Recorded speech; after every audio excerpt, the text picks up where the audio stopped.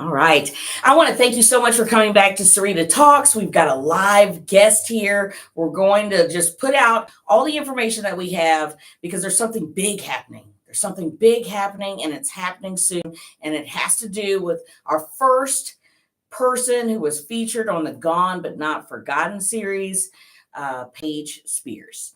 So I have a gentleman with me. I'm so glad and thankful to have with me tonight. This is Donte Epps. Hello, everybody. Yes. Donte, tell us a little bit about yourself and the connection you have with Mr. Spears. Absolutely.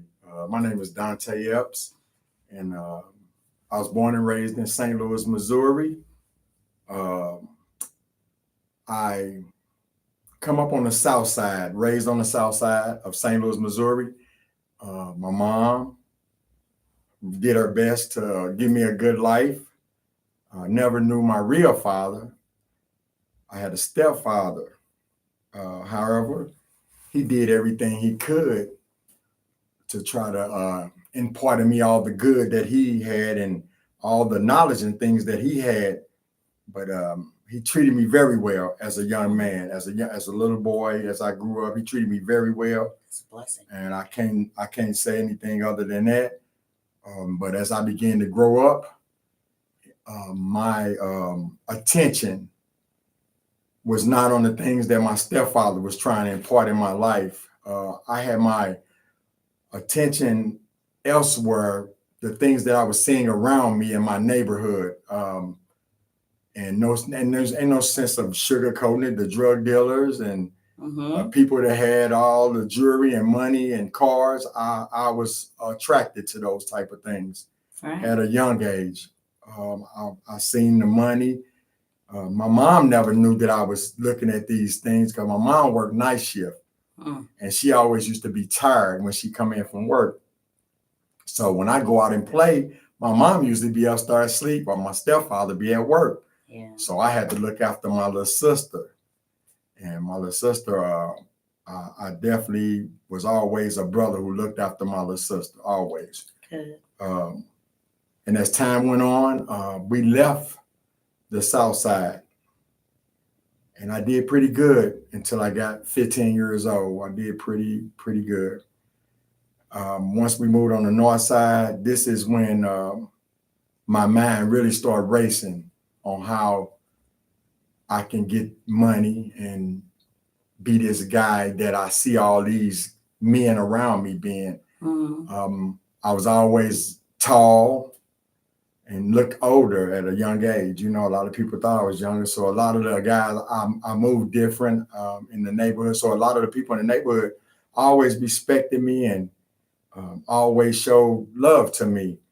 So I had one of the guys in the neighborhood one time just told me to come here, and he'd been watching me, and he liked the way I have so much influence, how I have so much influence on the rest of the guys in the neighborhood. But it was just because I was always a good guy.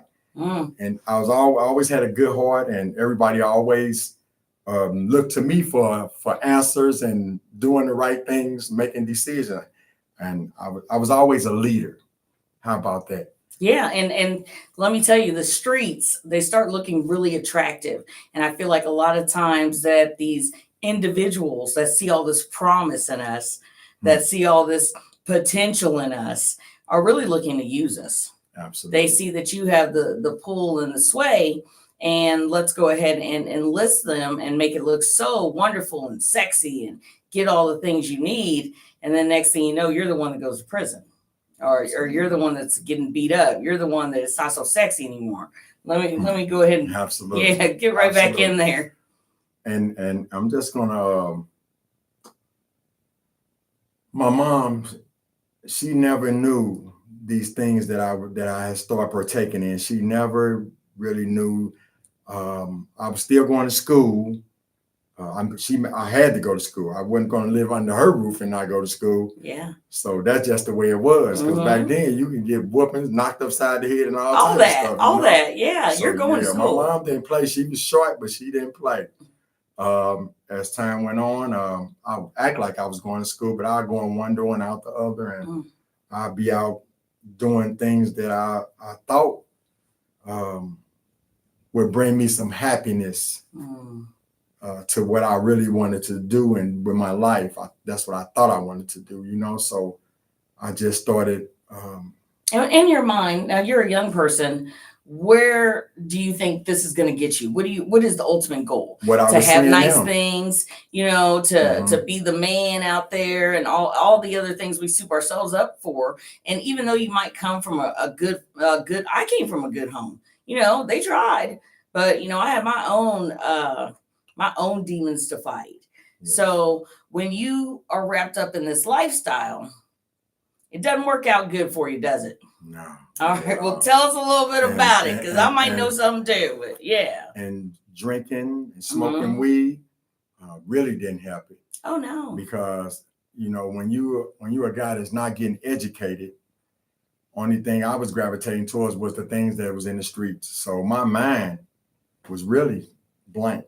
I didn't have no knowledge of anything else but this street life. And this is what I done. I started selling marijuana, you know, and as time went on, my stepfather, he started watching me. And he one day brought my mom to this corner where I used to be at. And he parked up the street and he showed my mom the activities that I was doing. And after that right there, my mom like just started worrying about me so much after that, you know, because then I was 16. Long story short, my mom found out later on some things about my stepfather where they separated. And I was 16, and my mom, she decided she was gonna leave.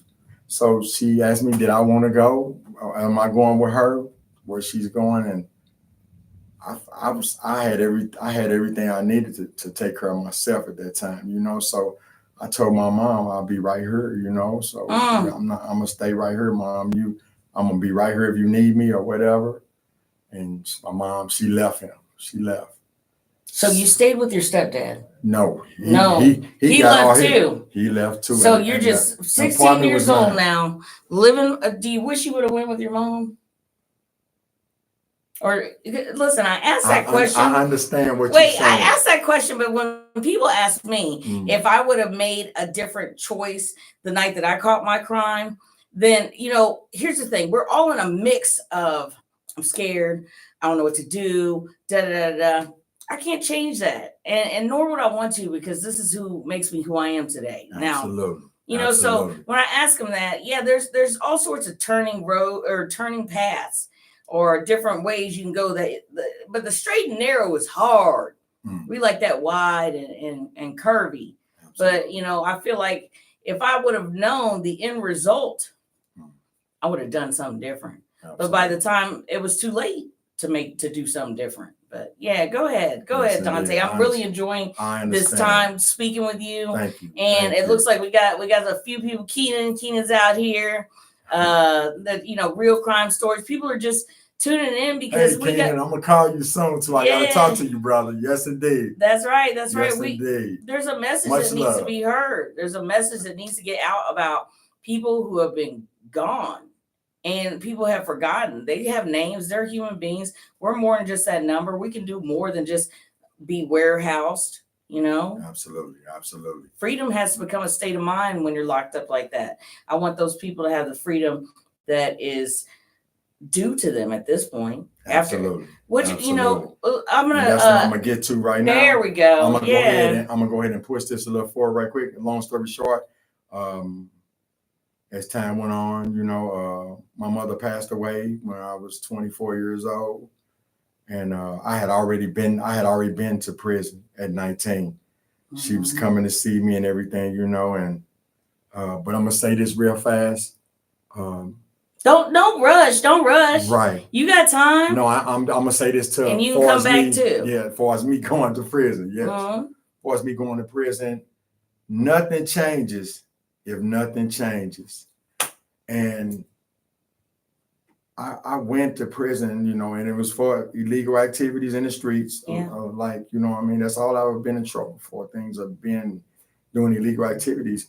But if guys and women are Mhm. in prison and they really want something different in your life, you have to start digging into the books and educating ourselves. See, Absolutely. prison don't have to be a bad thing, but I'm gonna say when I was going, Mhm. I didn't pick up books. All my buddies was in there. I was young. I was So it's time to ignorant. play cards and shoot dice. Don't forget, I was the Yeah. guy everybody looked up to in my community. You know, I was that guy everybody came to for everything. You know, answers, protection. I was always a good guy, and they knew I would be on the front line at any time, and that was just me. My heart always been good. And then in our prison, still got the same good heart, right? But not getting the tools, however, to make that a one-time stop. Yes. Okay, Absolutely. There's so many women that I know personally, and I'm sure you know some gentlemen, that if somebody would have sat them down and gave them a plan upon entry, you have 4 years, you have 5 years, and this year we're going to work on this. If you got your high set, we're going to start preparing you for this. Would you like a VOTEC? Do you need to get some mental health counseling? There's trauma. People don't come to prison. You don't wake up one day and say, I think I'm going to prison. That I'm gonna start this career crime and I'm gonna go in and out of prison because it just seems like the thing to do. That's not what happens. Not at all. Not at all. So now you've been to prison, you're still a shot caller, all your friends are there. So there's clearly no time to read a book or do anything until I continued to go back when I got out, and only thing I knew was what I knew. You know, so when did the switch? Yeah, when's the mindset? Long story short, I received 12 years in 2009. I received 12 years for distribution of narcotics. And I knew then when that judge gave me 12 years, they said they talked so bad to me in that courtroom because I didn't take the 8 years that they offered me, you know? Yeah. And my lawyer somehow wound up letting them give me 12 years. I paid him. See, all this is a game. Oh, yeah. All of it is about money, and you know Donte, that's a whole nother show. Absolutely. Okay? Thank you. Right. That is a whole nother show. You're Prison for profit. Right. Your attorney is not your attorney, and don't let it be the public pretender. You're right. You're absolutely right. I wound up going in, and I knew then once I walked through that gate again, I knew that this had to be it. I knew my daughter, my beautiful daughter, I continue to keep leaving her out in society. I always loved my daughter, you know, and I always wanted to be there for her, and I was. And when I'm out, but when you're in prison, you can't do nothing for nobody. You look for people to do things for you, you know. So I knew I had to get myself together. So long story short, I wound up going to different camps, and I was reading every day. I was reading, educating myself. I was getting me a higher power, connecting to something greater than myself that can help guide me to. I was writing all my friends, telling them I'm done with the streets. I'm done with that lifestyle. I'm done with all that stuff, you know, and I'm going to be a father to my daughter. And my brother Paige. I wind up going to this camp where Paige was at.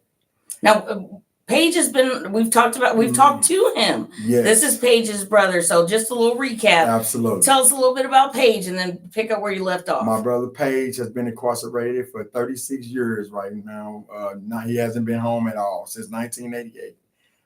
He was convicted of an armed robbery. Where no gun went off, no one got hurt. Well, there was no physical violence. No physical violence, no physical ailment. And, you know, there is a ripple effect. People can, you know, be traumatized and they can suffer mental health. However, 36 years, and the trigger was 36 years. If you haven't learned your lesson after 15, there's a problem. This man is active in the church. This man has done everything that he possibly could to better himself, and he has support. So you know how they always say there's no victimless crime. So we don't want to discount any of that, but we definitely want to say that this man's been there 36 years. And I was convicted of second-degree murder and armed criminal action, and I received a 17-year sentence. I spent 14 and a half years inside the penitentiary.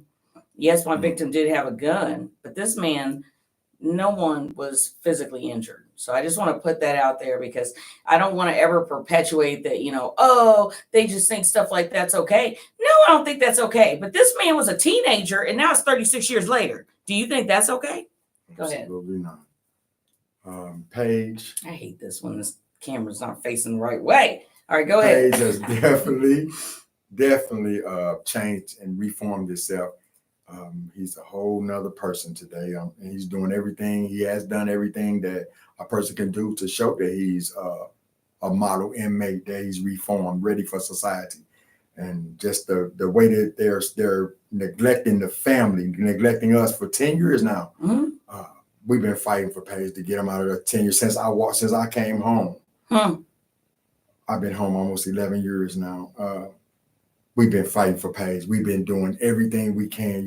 Twice we had a chance they said they were going to let him come home. Oh, Lord have mercy. They told us he'll be home at Thanksgiving. They're going to call him back. They did this to us twice, 2 years in a row, and never brought him to court. So let me tell you how Paige helped me, being my brother. Mm-hmm. And Paige knew how I was living out there and everything, and he seen how I was changing in the prison. We was at Bowling Green together, and he seen how I was changing everything. So I wound up getting in the cell with Paige so that we can study together and learn together and grow together, before I got back out. And I'm gonna tell you something, being in the cell with Paige, he gave me so many ideas about my life and how to better my life. And I'm gonna tell you something that I never experienced before in my life. This guy is so real. Paige is a real, I'm talking about down. He looks out for other people. He ain't even concerned, really. All he wants is freedom. But when it comes to him, knowing somebody want to change, Paige gonna give you all he got. That's the type of man and brother that he is. And he gave me everything he had. And I'm gonna tell you what I done. Everything he told me to do, I walked out that gate and did. And every idea that he gave me, I used it to the fullest. I used it, I done it, and I have been successful with my freedom, with my spirituality, with loving people, treating people right. I've been selling clothes, tennis shoes, tell us, oils. Throw out. Come on, get out there. Everything. Market right now. What is it called? Know Thyself Clothing. Know Thyself. Do you have a website? I got one coming back on Facebook. Get a hold of them. Hit me up on Facebook. Know Thyself Clothing. I had a slight bump in the road last year. The guy that was printing all my stuff up, he lost his store. Oh no. Yeah. So now what Donte is in the process of doing is I'm gonna do everything myself. I done bought the printer. I got a copy machine and everything. That's right. So I'm looking to just do everything myself, and I'm gonna keep pushing. So you'll have it up by the time you get all these orders from the show, correct? Absolutely. That's right. Absolutely. Now I just want to touch back on what you said about Paige being an uplifter, being a positive influence. Let me tell you, there's so many pages. So many pages. I was a page, I remember telling women, they'd be like, man, they laid me down. I'm going to have to do 3 years on this. And I was like, I've been here over a decade. You got that. And they're like, oh my God, I would have never known. Because I wasn't going to walk that walk. I know I fought for my life to be the penitentiary or be incarcerated. So I wasn't going to give up. As a matter of fact, I was just on the potter's wheel. I was getting sharpened. So I could come out here and tell the story of Paige and tell the story of Brenda Williams and Teresa Cummings and Verna Jones. And all the women, and Sandy Heming, been locked up since 81. Come on now.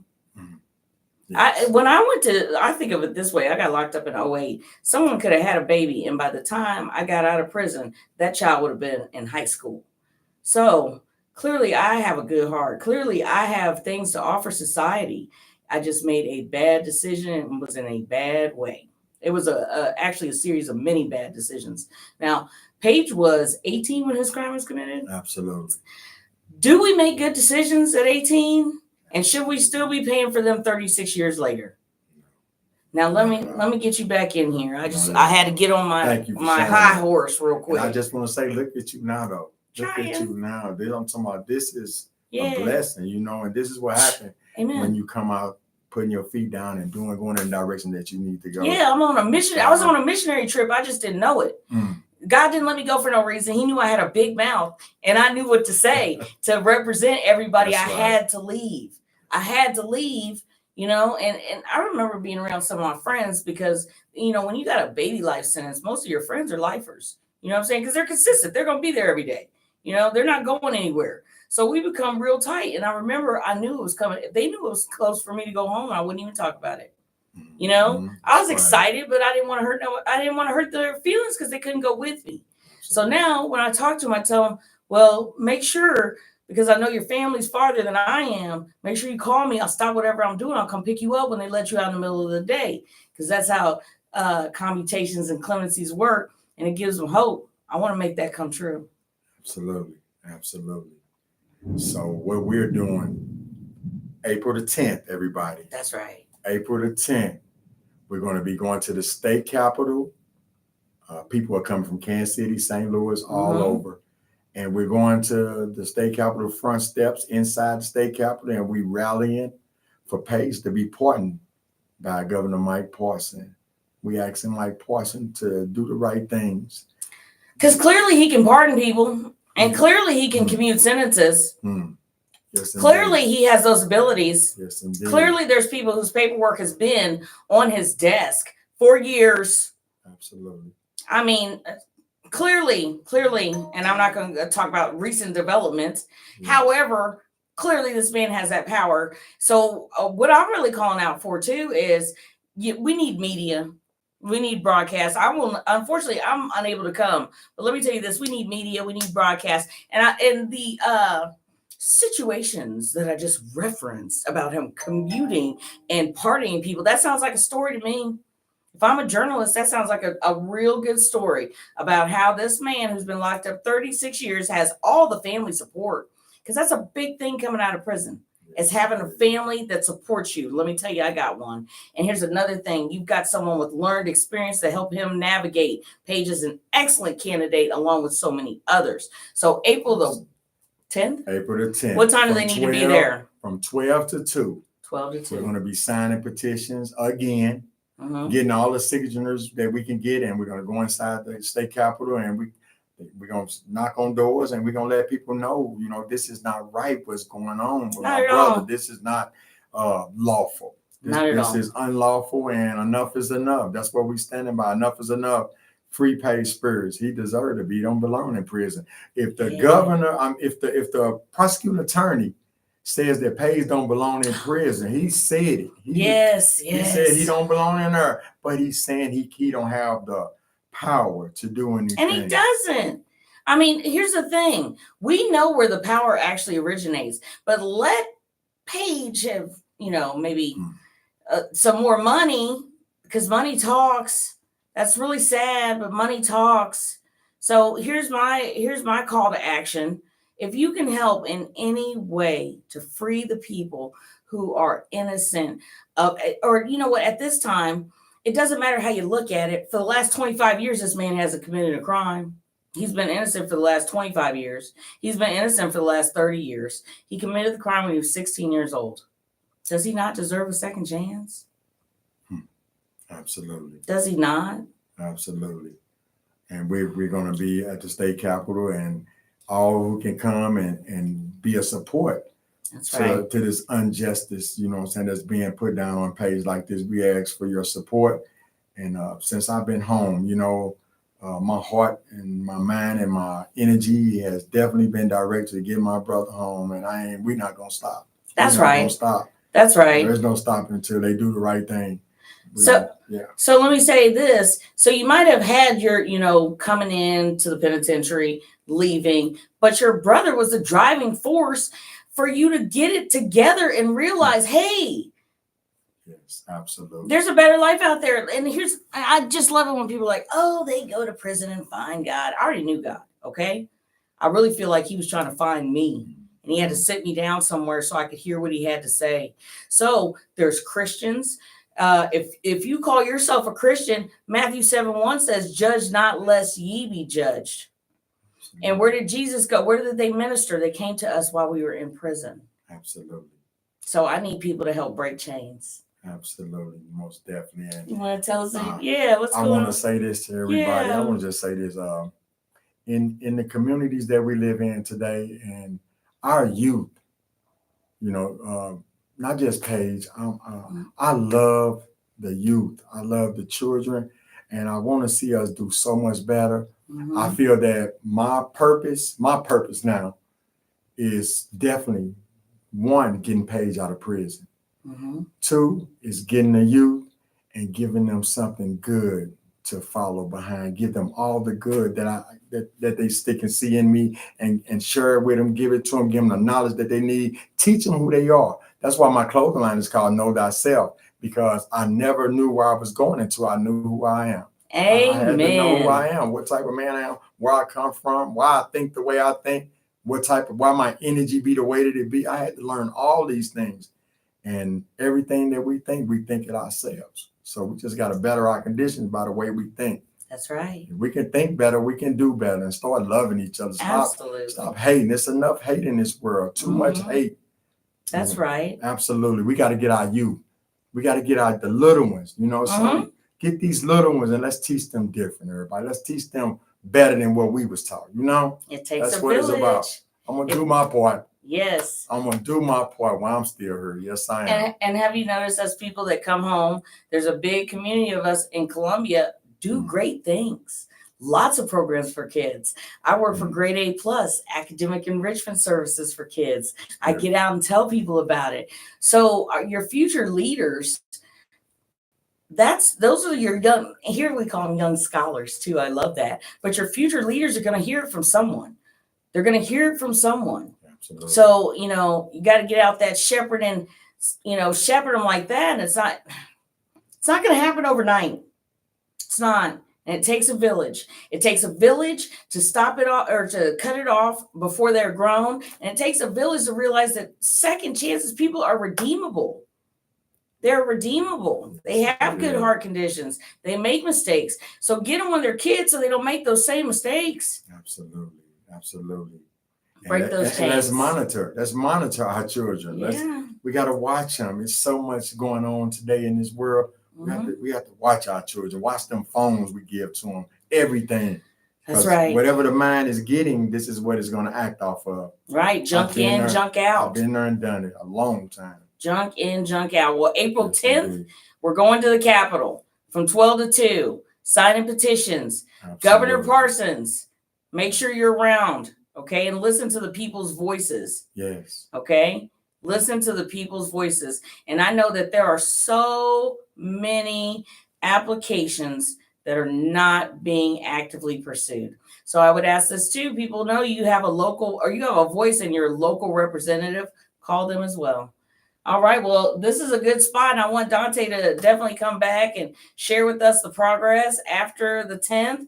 And I want everybody who is watching this to just be encouraged that there are people who are out here and we are doing it. And he's doing it for the kids. I'm doing it for the kids, but I'm never going to forget where I came from.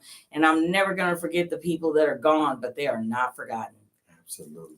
Thanks. Thank you. That was one.